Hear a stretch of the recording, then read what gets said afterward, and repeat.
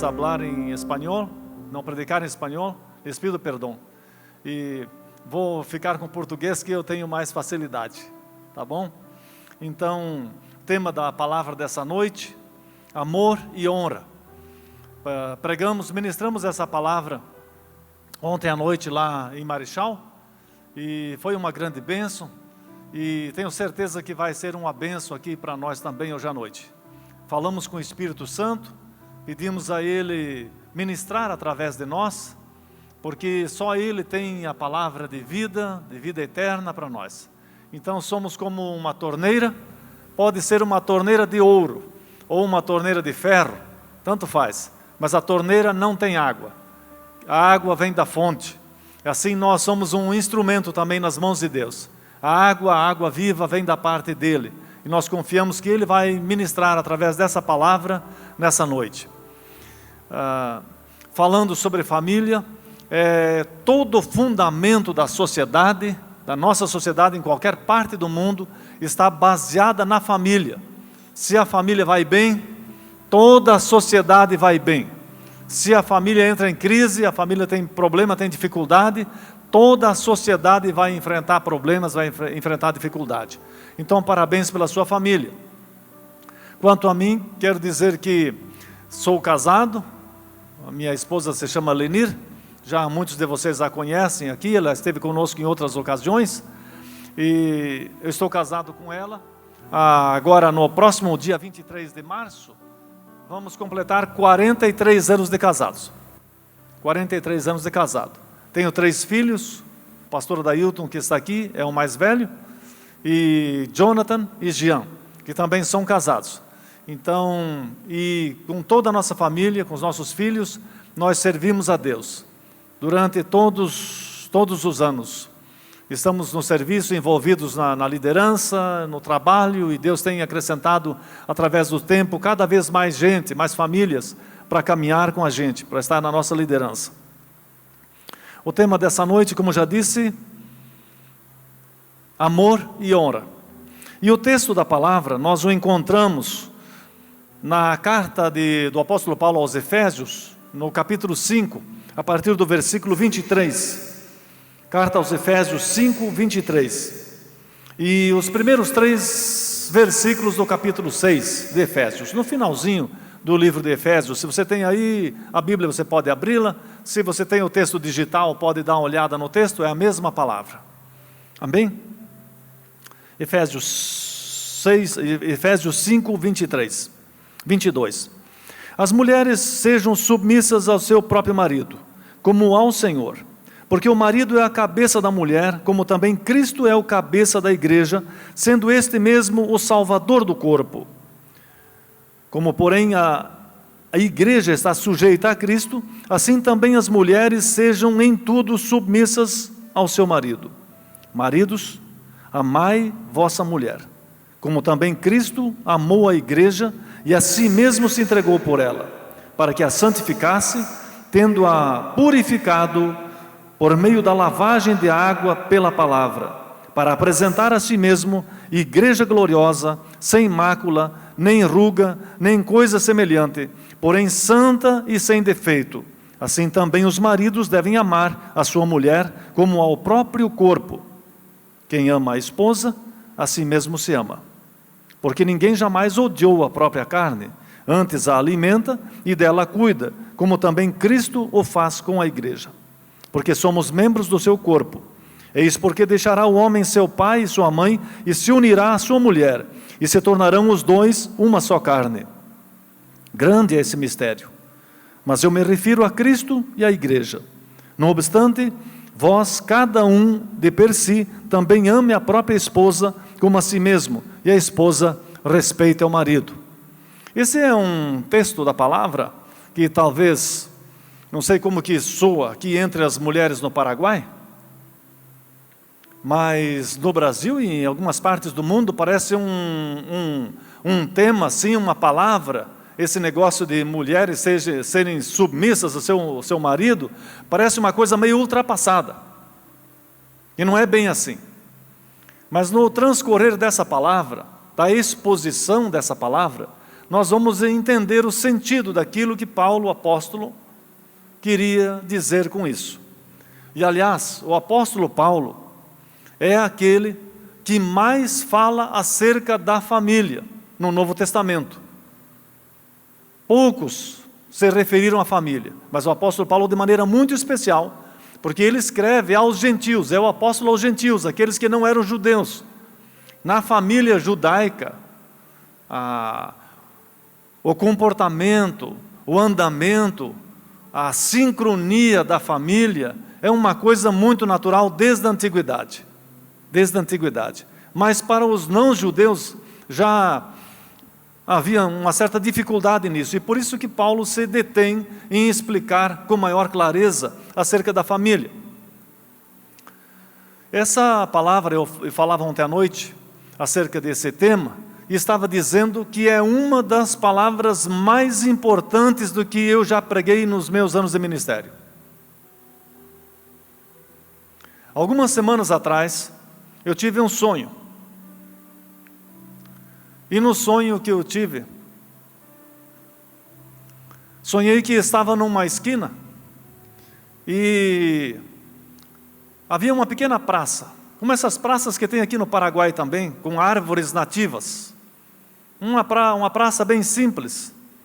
Eu estava parado ali naquela praça e algumas pessoas começaram a chegar. Um senhor de idade, um ancião, depois uma mulher também de idade, e foram chegando várias pessoas.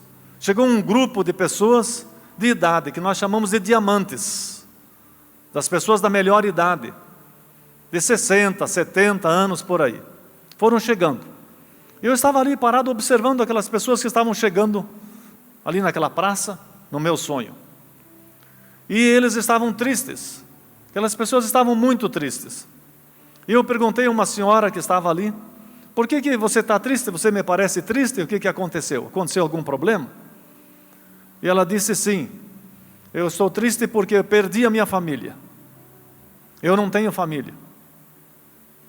E daí, vários daqueles anciãos que estavam ali, parados ali naquela praça, naquela esquina, começaram a falar acerca da família, que estavam abandonados pela família, que os seus filhos tinham abandonado eles, que eles não tinham ninguém, que a sua família tinha se desfeito, a sua família tinha se esfacelado, tinha se quebrado, tinha se desmantelado. E aí eu fiquei escutando aquelas pessoas de idade falando acerca dos problemas que eles tinham com a família.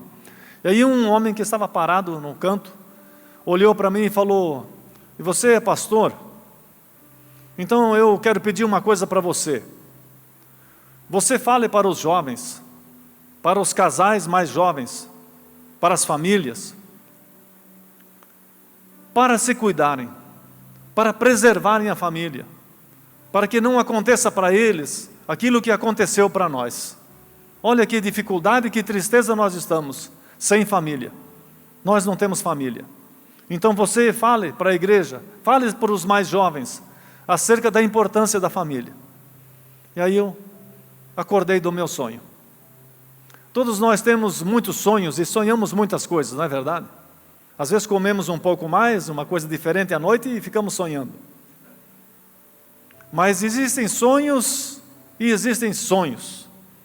E nós sabemos diferenciar quando uma coisa é de Deus, quando Deus está falando com a gente através de um sonho. E tem falado comigo muitas vezes, coisas bem específicas, através dos sonhos.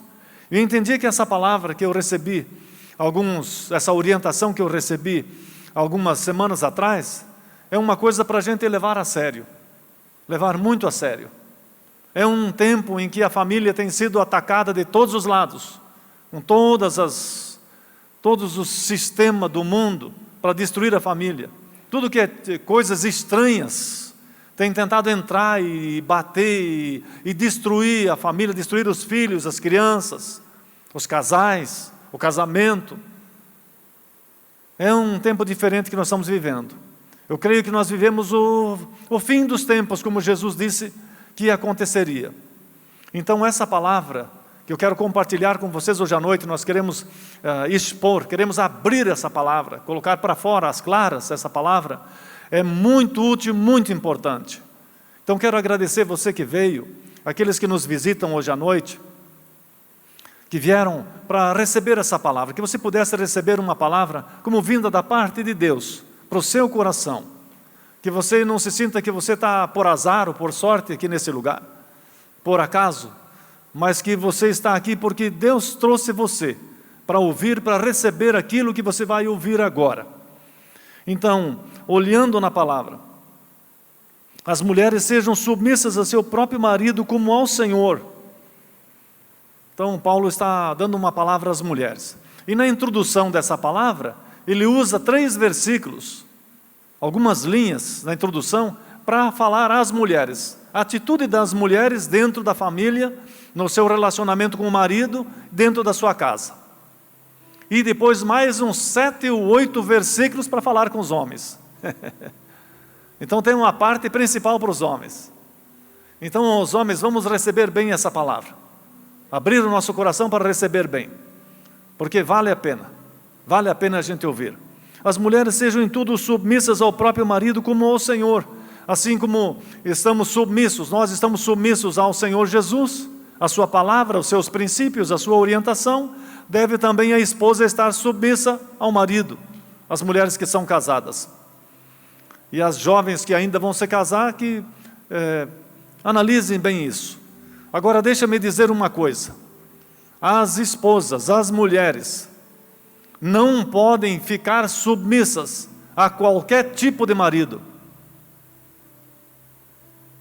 Porque isso pode parecer um perigo para algumas mulheres em algumas situações.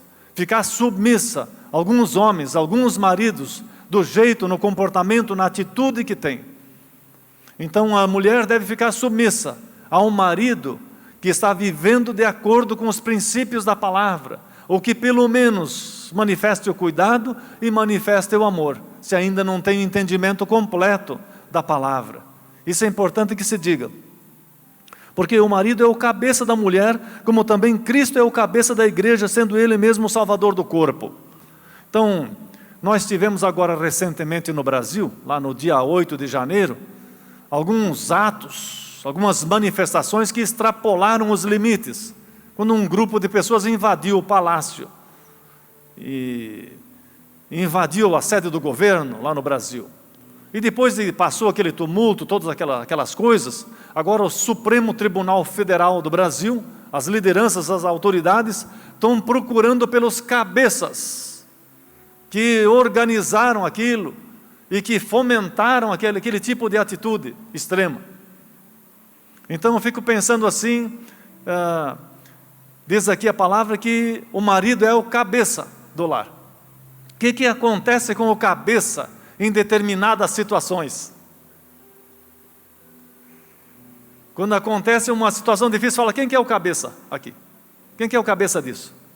Quem que é o responsável disso? O cabeça quer dizer o testa, aquele que está na frente, o responsável principal, é que vai responder. Aqui na igreja, se acontecer um problema, se acontecer uma dificuldade grave aqui na igreja, o cabeça aqui é o pastor. A liderança, a autoridade vai querer saber quem que é o pastor dessa igreja. Quem que é o pastor? Quem que é o cabeça dessa igreja aqui? Fala, sou eu, cabeça, sou o líder. Então, ser cabeça, estar na cabeça, é uma grande responsabilidade. Portanto, qualquer um de nós que pertence à comunidade aqui, que está aqui, deve estar submisso ao cabeça. Primeiramente a Jesus, que é o cabeça da igreja. Jesus é o cabeça da igreja. E depois ao pastor local, porque é o cabeça da igreja. Então nós temos entendimento de tê-lo como cabeça, de respeitá-lo como cabeça, porque ele, no final das contas, é o responsável. Ele é o responsável. Ele tem o cuidado, ele tem a autoridade, ele tem compromissos, ele tem deveres, tem muitas coisas pelas quais ele precisa responder, por isso nós o respeitamos. Nós entendemos isso. E a mesma coisa dentro do lar, a mulher, porque o marido é o cabeça. Então acontece algum problema, alguma dificuldade no lar, deveria ser normalmente, quem que é o responsável desse lar? É o marido, ele é o cabeça. Ele é o responsável pelo suprimento da casa. Ele é o responsável pelo cuidado da casa, pela segurança da casa, pelo bem-estar da família, da esposa e dos filhos. Então tudo aquilo acontece e tem um responsável aqui, é o marido. E por ele ter esse grau de responsabilidade, ele também tem grau de autoridade equivalente a isso.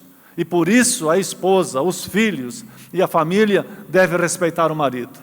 Isso é muito precioso. Não é a coisa para o marido agora achar que ele é o cabeça, que ele é o cara, que ele é o mais importante, não. Muito pelo contrário. Ele é o primeiro que vai ser confrontado, o primeiro que vai enfrentar a dificuldade, o primeiro que vai pagar, que vai responder, se alguma coisa não for bem na sua família. Por isso, entendendo dessa forma, nessa perspectiva, a esposa, a mulher, vai olhar e falar, não, eu devo respeitar o meu marido. Como, porém, a igreja está sujeita a Cristo, assim também as mulheres sejam em tudo submissas ao seu marido. E aí vem a parte que começa de falar para os homens. Maridos, amai vossa mulher como também Cristo amou a igreja e a si mesmo se entregou por ela. A palavra vai dizendo ali que Jesus, que o desejo de Jesus é olhar para a igreja é tida como a noiva de Cristo. E Jesus olhando para a igreja, Jesus quer uma igreja santa, uma igreja pura, uma igreja sem mácula, sem mancha, uma igreja sem ruga. E por que Jesus quer uma igreja assim tão perfeita, uma igreja bonita, uma igreja perfumada, uma igreja maravilhosa? O que é que Jesus faz pela igreja? Ele exige, ele cobra, ele castiga, ele se impõe, ele é autoritário? De maneira nenhuma. Ele quer uma igreja sem mancha e sem ruga, sem defeito, uma igreja perfeita. O que é que ele faz? Todo tipo de sacrifício. E assim também os maridos. Marido, você que está aqui, você quer uma esposa perfeita? Uma esposa bonita?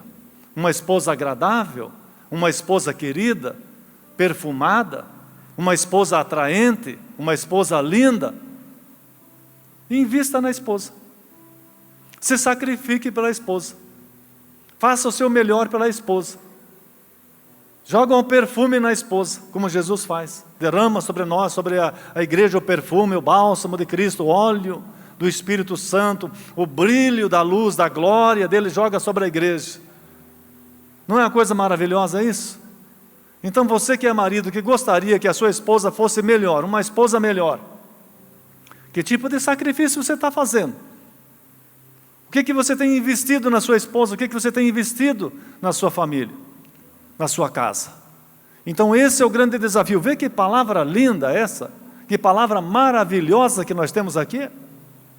Uma coisa incrível, muitas vezes nós temos lido esse texto, lemos assim rapidamente, e às vezes dependendo de quem é que está lendo, acha que não é muito interessante essa parte das mulheres, e os homens também acham que não é muito interessante, sem a gente aprofundar a palavra e analisar, ir à raiz desse texto, o que Paulo realmente estava querendo dizer, o apóstolo. Então, a sua esposa tem algum defeito? Tem alguma ruga?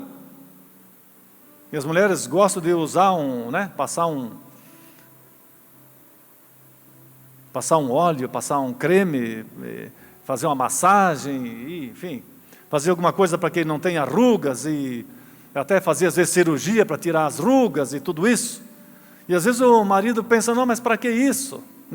Para que gastar dinheiro com isso, com essas coisas? Mas é necessário. E quando Jesus quer uma igreja perfeita, ele faz todo o investimento na igreja. Faz todo tipo de sacrifício pela igreja. Ele quer uma igreja resplandecente, uma igreja maravilhosa, ele investe. Ele não castiga, ele não exige coisas, mas ele se oferece por si para fazer o melhor. E nós também como maridos, pensando no nosso lar, pensando na nossa casa, o que é que nós podemos fazer? Jesus fez de tudo para aliviar a igreja, para facilitar as coisas da igreja. E nós temos na palavra a graça de Deus.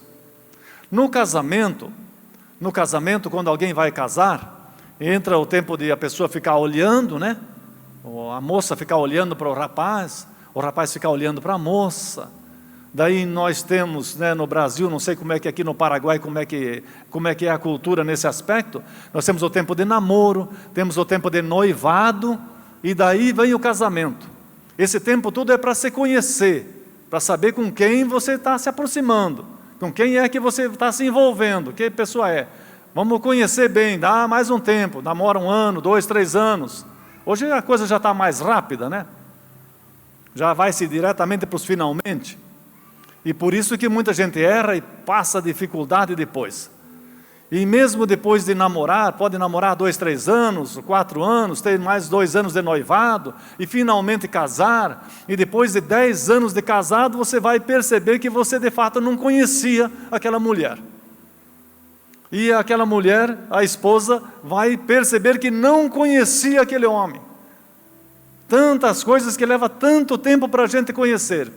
E alguns pensam assim, se eu soubesse disso antes, não teria casado com ela.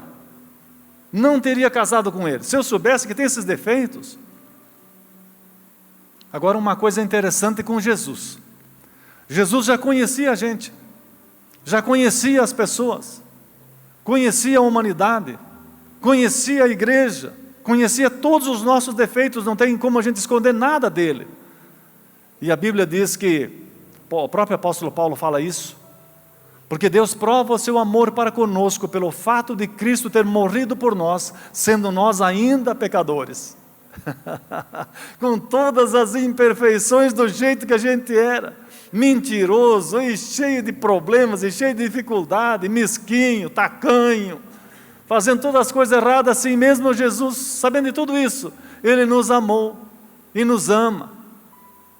E nós muitas vezes como homens ou mulheres, pensamos, se eu soubesse isso, eu não me casaria. E às vezes quando estamos casados, e não tem mais jeito, não tem mais dificuldade, não tem mais como, então às vezes resolver a situação, nós vamos tolerando e ficamos ressentidos, e ficamos remoendo os problemas. Mas a palavra nos ensina que nós devemos investir, e que especialmente o homem deve investir na sua esposa, no cuidado, no trato, no amor, no carinho. E quanto mais o tempo passa, mais isso se faz necessário. Então chega uma certa idade que talvez vai ser necessário fazer um implante dentário, desgasta os dentes. E quanto que custa?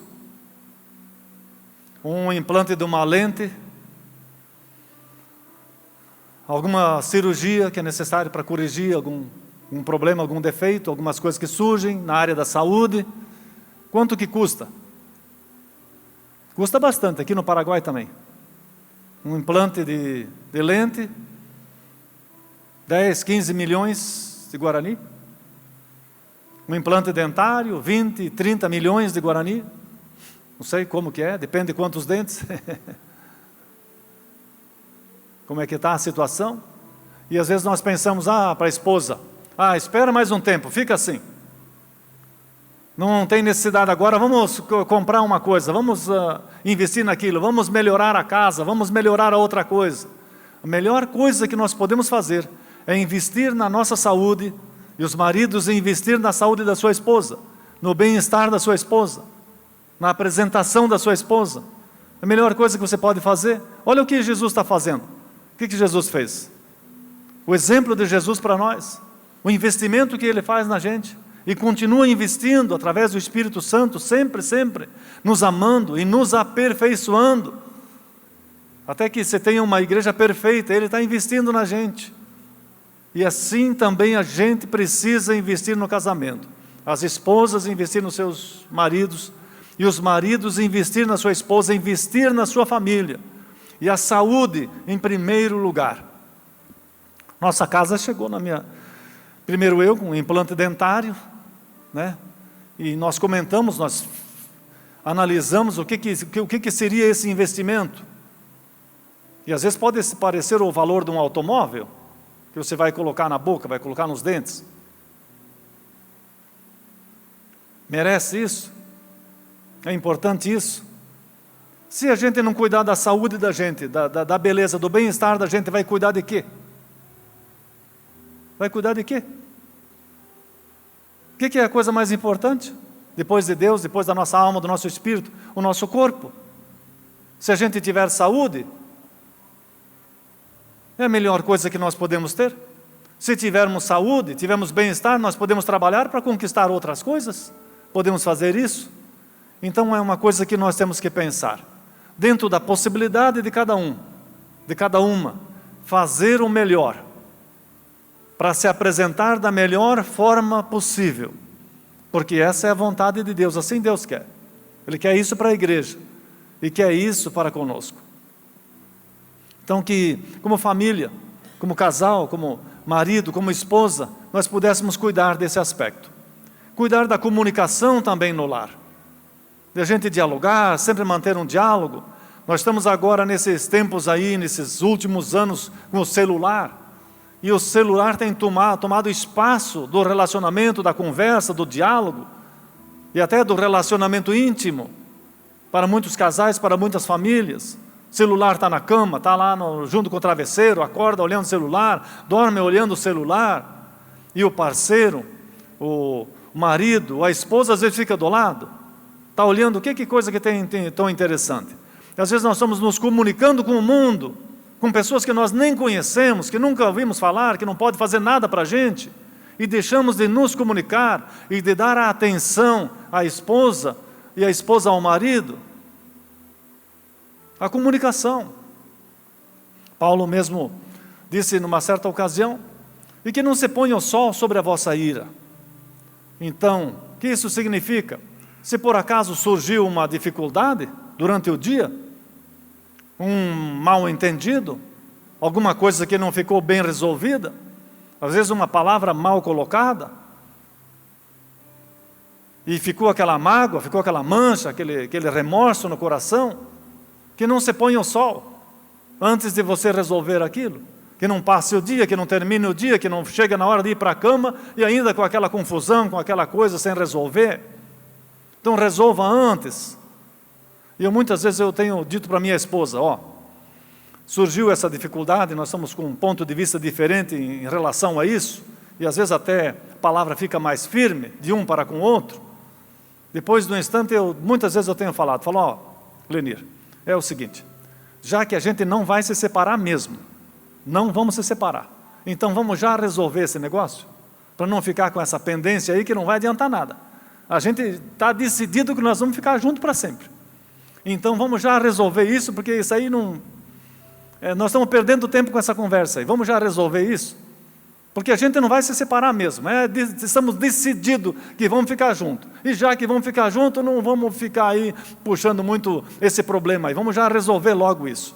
Então que não se ponha o sol sobre a vossa ira. Não deixe ficar noite, e outra noite, fica lá, né? Às vezes o casal lá emburrado, um com a cara para cá, outro com a cara para o outro lado. Não vale a pena isso. Essa não é a vontade de Deus. Esse não é o princípio que está sendo ensinado aqui na palavra. Então, oferecer o perdão e receber o perdão. Todo dia nós precisamos disso. Precisamos dessa graça. Diz que um casal de namorados estava namorando e naquele tempo de namoro eles falavam bem baixinho, quase sussurrava. Não era necessário ficar falando muito mais alto. E depois de um tempo de casados, então eles conversavam, um falava, outro escutava, outro respondia, eles estavam se comunicando entre eles. Mas alguns anos mais tarde, no casamento, os dois gritavam e os vizinhos escutavam. Acontece às vezes. Então isso não é bom que seja assim. Nós podemos resolver isso de outra forma.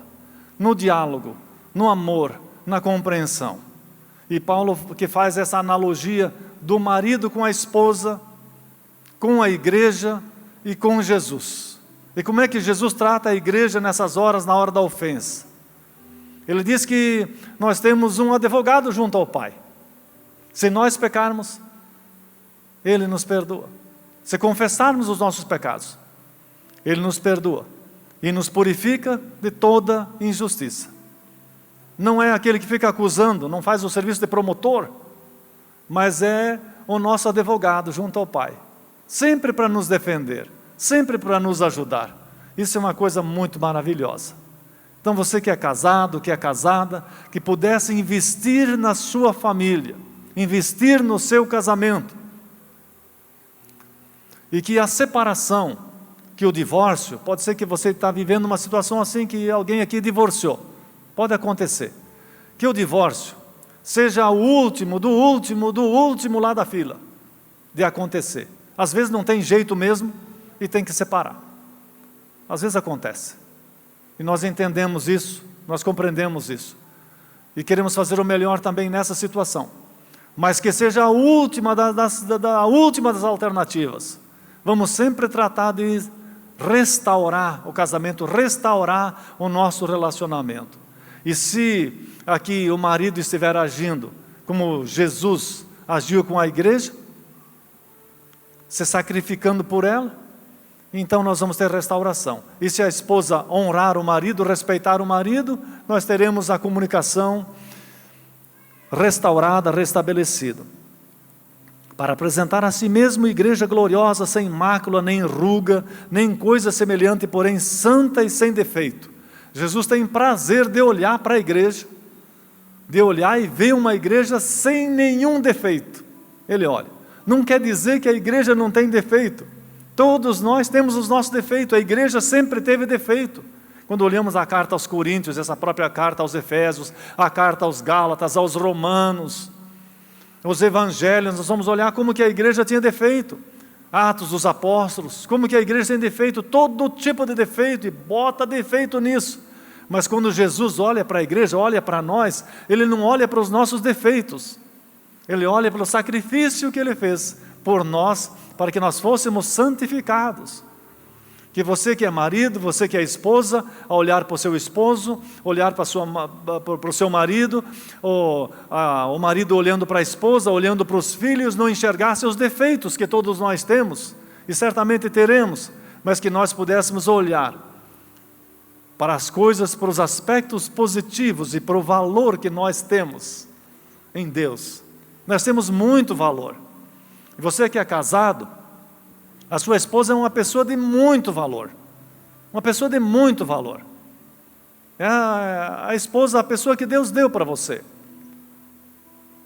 E se vocês são casados e se amam, vou falar uma coisa para os homens. Mulher, os homens que estão aqui, as mulheres não escutam agora. As mulheres ficam surdas agora. Fiquem surdas. Para os homens, você pode achar mulher em muitos lugares, está cheio de mulher por aí. E você que tem um celular, de vez em quando tem alguma mandando mensagem para você, quer fazer contato com você, quer estabelecer uma amizade com você, não é? Aparece no celular. Fulano quer estabelecer uma amizade com você, uma comunicação com você, toda hora. Agora para as mulheres, os homens ficam surdos agora. Se você quer encontrar homem, tem bastante homem por aí. Muitos homens. Mas para você que é homem, para você que é mulher, você que é casado, tem muitos homens, tem muitas mulheres, mas você tem uma esposa, uma só esposa. Um só marido. Um só marido.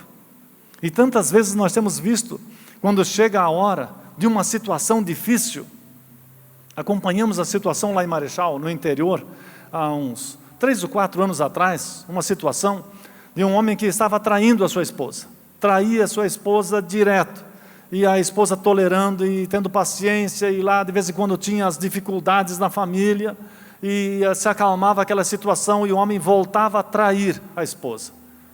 Uma noite, uma madrugada, ele estava voltando de moto para casa, com a sua moto, de uma traição, que ele estava fazendo uma traição naquela noite, naquela madrugada, contra a sua esposa. E ele bateu a moto, se acidentou e ficou paraplégico. Adivinha quem está cuidando dele?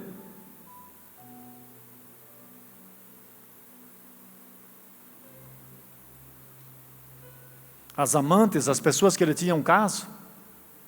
Não, ficou paraplégico, ó. Desapareça, fica para lá. Você já não presta mais. Mas a esposa está lá cuidando do cara até hoje. Cuidando dele, dando banho, fazendo a higiene nele, alimentando ele com a colher, com o garfo de comida na boca, é o marido dela. Que coisa extraordinária. Então isso acontece em muitas situações dessa. Talvez você saiba de algumas também. Então nós que somos casados, os homens, ama a sua esposa. Cuida dela, investe nela, na sua saúde, no seu bem-estar, na sua beleza, no seu aspecto físico, no aspecto espiritual. Que o homem seja o sacerdote do lar, que seja aquele que leva à frente a vida espiritual. Fala, minha esposa, meus filhos, é dia de culto, é o dia de reunião na igreja, é o tempo de oração, vamos. Ah, porque eu estou cansado, porque eu não estou com vontade. Não, é o dia da oração, é o dia do culto, vamos. Todo mundo se arrumando e vamos. Hoje é o dia, está na hora, vamos. De puxar a frente, esse é o cabeça. Esse é o papel do cabeça. O cabeça não é para se aparecer. O cabeça é para puxar a frente das coisas, é o responsável principal. É o líder, deve liderar.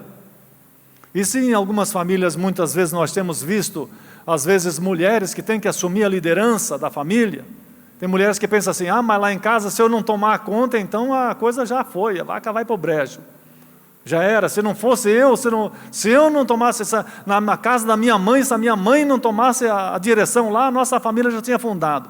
Mas pode ter certeza que aquela mãe, ou aquela mulher que está tomando a direção, está tomando a liderança, não faz porque gosta. Faz porque o marido está se tornando omisso.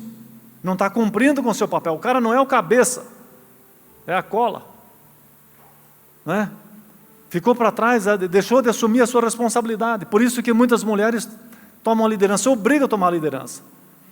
Mas não é o papel da mulher. Esse é o papel do homem, e a mulher ficar junto.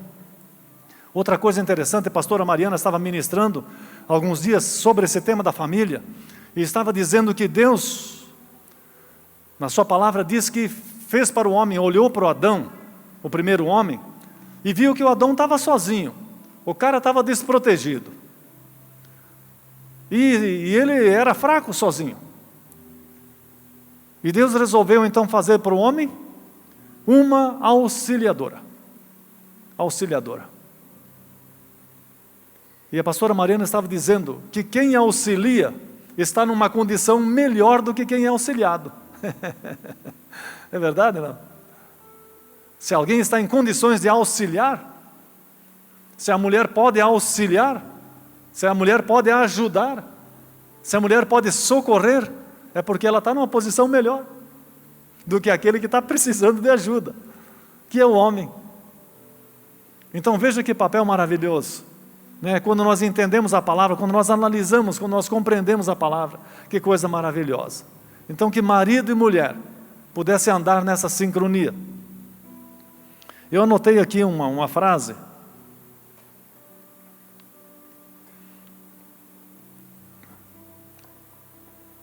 Homem e mulher, a igreja e Cristo devem andar em harmonia, na sinfonia da vida.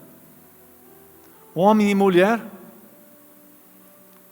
Jesus e a igreja devem andar em harmonia, na sinfonia, na orquestra da vida. Que pudesse ser assim, essa harmonia entre nós, que marido e mulher, como parceiros, como companheiros da jornada, pudessem andar assim. Assim também os maridos devem amar a sua mulher, como o próprio Cristo. Quem ama a esposa, a si mesmo se ama, porque ninguém jamais odiou a própria carne, antes a alimenta e dela cuida, como também Cristo o faz com a igreja. Então a mesma coisa, quem é casado, marido ou mulher, maltratar o seu corpo. Pegar e falar, mas esse meu dedo está incomodando muito, eu estou ficando com ódio desse dedo. E daí você pega um martelo, bota o dedo em cima de uma madeira e dá uma martelada no dedo. Fala, eu não estou gostando desse dedo. Ou pega um facão, uma faca e corta o dedo. Ou dá um talho no pé. Fala, esse pé, não estou gostando desse pé. Vou tirar um pedaço desse pé. Quem é que faz isso? Ninguém faz, porque é o nosso próprio corpo. Da mesma forma, a mesma sensação seria, o mesmo efeito, de um marido que maltrata a esposa, ou da esposa que maltrata o marido. É a mesma coisa que estivesse batendo no seu próprio corpo, porque no casamento, marido e mulher se tornam uma só carne. E quando nós pensamos nisso, já numa outra ocasião que eu estive aqui, eu estava falando sobre um tema semelhante a esse, acerca da família, e quero dizer outra coisa. Na casa, na nossa casa, quando nós temos lá um cesto de roupa suja, ou temos uma pia cheia de louça por lavar, de quem é aquela louça suja? Aquela louça suja, aquela pia cheia de panela e prato e garfo e tudo lá cheio de óleo e de comida no final do churrasco, no final da galinhada, da macarronada. De quem que é aquilo ali? Hã? É de quem? Quem que é o culpado disso, que ficou assim esse negócio? Marido e mulher. E filhos, filhas. Essa roupa é suja da família. Quem que tem a responsabilidade de resolver isso? Quem que é o responsável? A família. Todo mundo tem que resolver. A casa fica suja, o banheiro tudo atirado. Quem que vai resolver? O primeiro que se aproximar, que estiver perto e notar que a coisa precisa ser feita, é o primeiro que tem que fazer. Não interessa. Falar, isso é a tarefa da mulher. Quem falou isso? Foi por acaso a mulher que todos os dias essa mulher suja toda essa louça? Não tem cuidado e suja toda essa louça, suja todas as panelas, que mulher é essa? Suja toda essa roupa, essas toalhas, tudo. Deixa todo esse monte de roupa para passar, amassou toda a roupa. Agora ficou assim. É responsabilidade de todos. Então o marido, nós que somos maridos, falo de uma coisa que eu tenho experiência, que eu procuro cuidar dentro da minha casa. Na hora que eu tenho tempo. E quando é que a gente tem tempo para fazer essas coisas? Quando é que tem tempo? Pode ser que o tempo vai ser às 8 horas da noite, às 9, 9h30, ou levantar mais cedo para resolver aquilo. Fala, mas eu chego em casa, eu estou cansado. Mas a esposa também está cansada. Eu chego em casa, eu tenho o direito de erguer minhas pernas lá na poltrona e ligar a TV, ou ligar um som, um ar-condicionado. A esposa tem, mas já pensou se a esposa também fazia a mesma coisa, como é que fica?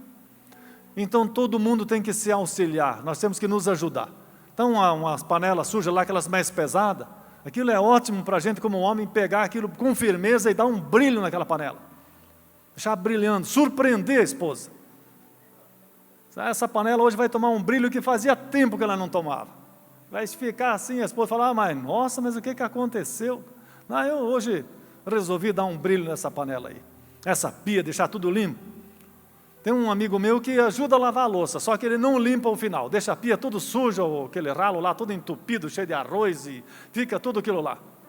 E aí eu lavo a louça, mas a pia eu não lavo. Ué, o cara leu isso aonde? Já pensou se a esposa também fazia assim, como é que vai ficar isso depois de um mês, esse negócio? Limpa tudo, deixa completo o negócio. A gente pode fazer. E aqui para os homens, uma coisa, né? Os homens às vezes depois vão me pegar e vão falar, nossa, mas hoje você... O inimigo se levantou. Inimigo. Eu falei para os jovens e ficaram pensando, o inimigo se levantou hoje contra nós. Mas não é de Deus, não é inimigo não. Tem alguns homens que eu convido para pescar, aqui tem uns pescadores aqui, tem ou não tem? Tem um monte de pescadores que eu conheço, uns aqui eu já fui pescar com vocês. Então é o seguinte, em casa eles falam que não sabe cozinhar, não sabe lavar a louça, não sabe lavar a roupa, eles não sabem nada em casa. Fala que não sabe. Mas quando nós chegamos lá no acampamento, que nós vamos pescar lá no rio, ele sabe cozinhar, ele sabe lavar a louça, sabe limpar a panela, fazer fogo, ele sabe tudo. Ele sabe. Pode ter certeza, mulher. Seu marido sabe, ele só faz de conta que não sabe. Fala, eu não sei. Ele sabe sim. Pode apertar que ele sabe. Tá? Então isso quando nós queremos uma esposa sem mácula, sem ruga, uma esposa mais descansada, uma esposa mais disposta, mais alegre, mais feliz, mais bonita, nós podemos cooperar nessa parte também. Ela vai ganhar tempo, vai ficar mais descansada, está entendendo? Então é assim que as coisas têm que ser, a palavra está falando isso. Quem ama a esposa, a si mesmo se ama. Porque ninguém jamais odiou a própria carne. Eis porque deixará o homem seu pai e sua mãe e se unirá à sua mulher e se tornarão os dois uma só carne. Então está falando aqui, essa palavra está falando acerca disso. que o homem vai deixar o pai e a mãe, e vai se unir à sua mulher. Da mesma forma a mulher vai fazer. Vai deixar lá o seu pai e a sua mãe e vai se unir ao seu marido. E os dois vão ficar uma só carne. Então, é uma coisa interessante para nós. Tanto as mulheres, mulher saber que o seu marido não é seu pai. Aquelas que são jovens que casaram recentemente, você não pode comparar o seu marido que é jovem, que não tem experiência ainda, com a experiência que o seu pai tinha. Seu pai só sabia fazer coisas, construir coisas, resolver situações em casa, que talvez o seu marido não sabe. Mas ele é seu marido, ele vai aprender, tenha paciência. E o marido não pode confundir a esposa com a mãe. Mas a minha mãe que sabia fazer uma galinhada. Essa galinhada não tem nada a ver com a galinhada da minha mãe. A macarronada da minha mãe, o pão da minha mãe, o bife da minha mãe, a feijoada da minha mãe, isso aí sim, aí você precisava ver como é que era. Mas olha quantos anos de fogão já tem a sua mãe. Tenha paciência, a sua esposa vai aprender a fazer também. Tenha paciência, com o tempo ela vai aprender. Então não podemos fazer comparação. Então, o projeto do casamento é deixar o pai e deixar a mãe. Quando deixamos o pai, deixamos a mãe, estabelecemos a nossa família. E cada família tem a sua própria cultura, tem o seu próprio jeito de ser. O seu lar, a sua família não vai ser como a família da sua mãe, do seu pai. Vai ser a sua família com o seu jeito, com a sua forma, com o seu comportamento, é a sua família, a família única, vai ser a sua.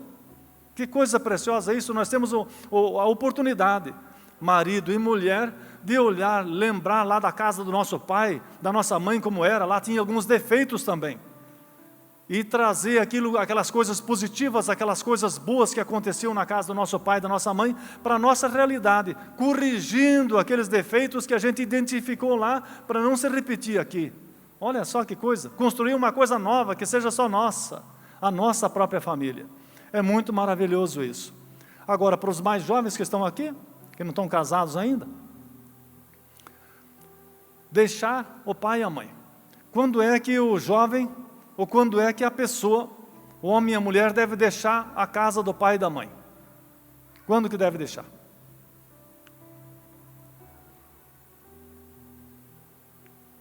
Quando estiver preparado para isso, deve deixar o pai e a mãe.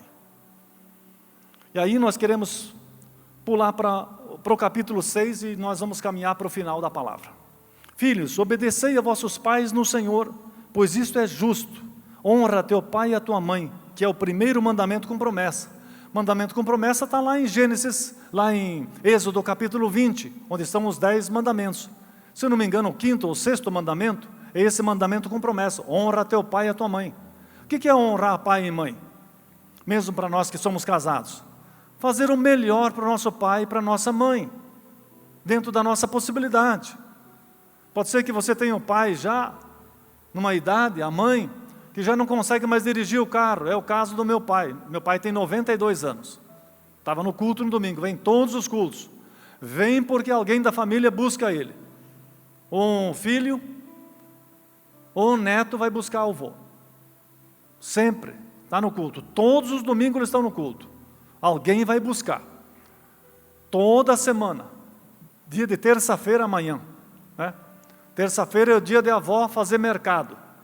Então, alguém de nós, um filho, ou no caso a nora, vai levar a avó para fazer as compras no mercado.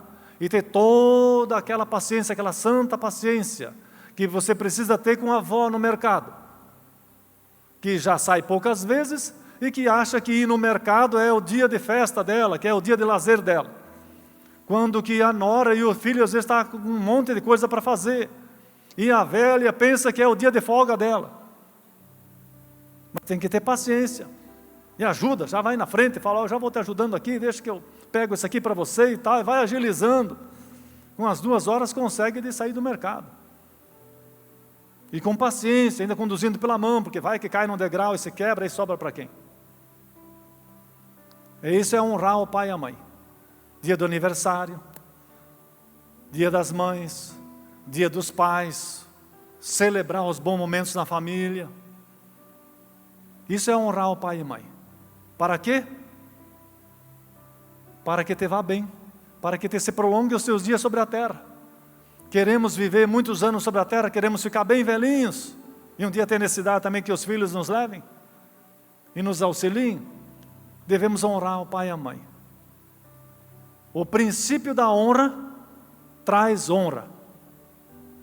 O princípio da honra traz honra.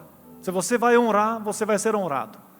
Se nós vamos semear a semeadura, a semente da desonra, vai chegar o dia que nós vamos ser desonrados também. E seremos colocados para trás, e desrespeitados, desonrados. Então é um mandamento com promessa. Honra teu pai e tua mãe. Os filhos fazer isso.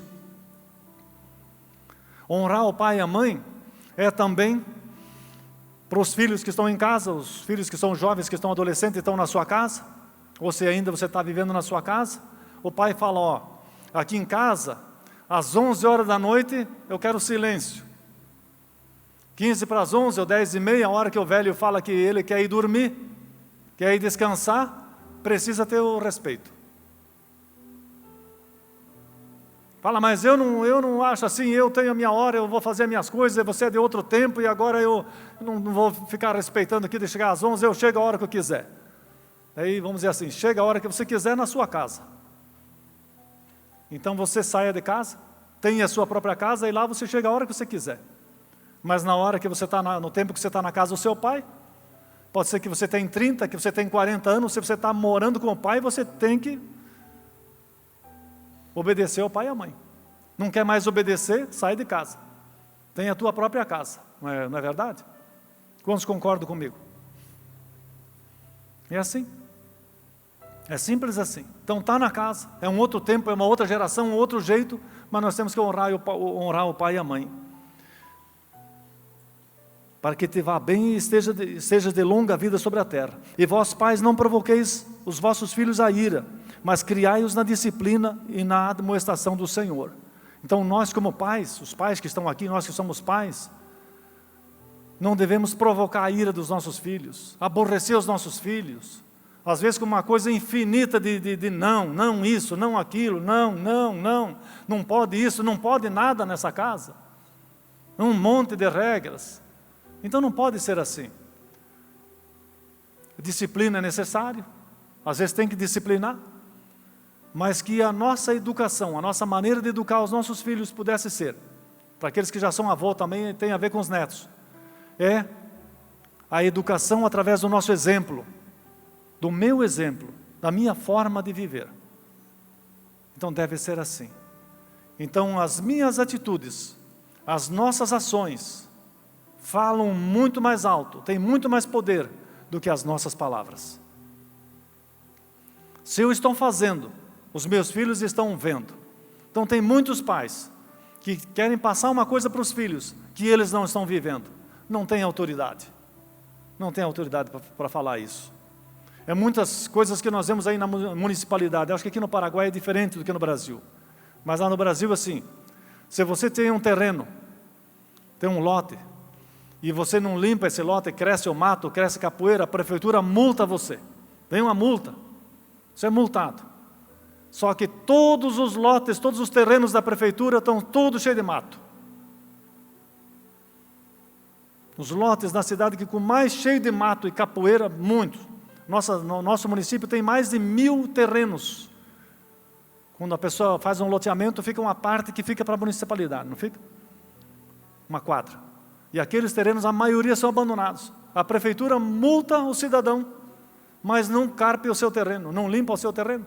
Tem todas as máquinas, tem toda a possibilidade e não faz, e está exigindo de nós. Como é que nós olhamos para aquilo e falamos, nossa, eles não estão dando exemplo. Não é? Se você deve uma coisa para o governo, se você fazer qualquer coisinha, o policial multa você. Tá faltando queimou a luz, queimou a sinaleira, queimou o lacre da placa, quebrou lá qualquer coisa, dá uma multa em você. Esqueceu do documento, andou um pouquinho acima da velocidade, multa você. Aí você olha para o estado, você vê a rua cheia de buraco, tudo quebrada, cheia de problemas, placa, tudo lá destruída, um monte de coisa que não está em ordem, rua sem iluminação, e ninguém multa eles. E a gente olha para aquilo e a gente pensa, nossa, eles estão exigindo tanto da gente, mas a parte deles eles não estão fazendo. É a mesma coisa, o filho olha para o pai e fala, o pai está exigindo tanta coisa de mim, mas ele que é mais velho, que tem condições, que sabe das coisas, não está fazendo, então perde a autoridade. então nós não podemos fazer isso. Então nós, como pais, devemos ensinar pelo nosso exemplo. Então, amor e honra. Amor e honra dentro da nossa casa. Amém? Que Deus abençoe essa palavra. Eu quero agora, ao finalizar, orar com vocês. Orar com os casais. Orar com os matrimônios. Orar pelas famílias que estão aqui. Pode ser que você veio aqui e está vivendo uma crise na sua família. O meu conselho, a minha oração por você, é que você possa restaurar essas partes. Restaurar essas partes. E assim como Jesus se sacrificou pela igreja, sacrifique-se você um pouco mais pela sua esposa, pela sua família, e a esposa pelo seu marido. E isso vai ser restaurado e vai ser uma bênção. Vai ser uma bênção. Nós estamos aqui falando agora sobre gerações. Daqui 100 anos, se existir um mundo, os filhos, os netos, os bisnetos, tataranetos de vocês terão as suas famílias. E isso que nós estamos plantando hoje, que você está plantando na sua família, o seu jeito de viver como família, o seu perfil vai ser copiado, vai ser vivido nas próximas gerações. É muito maravilhoso isso, é muito maravilhoso.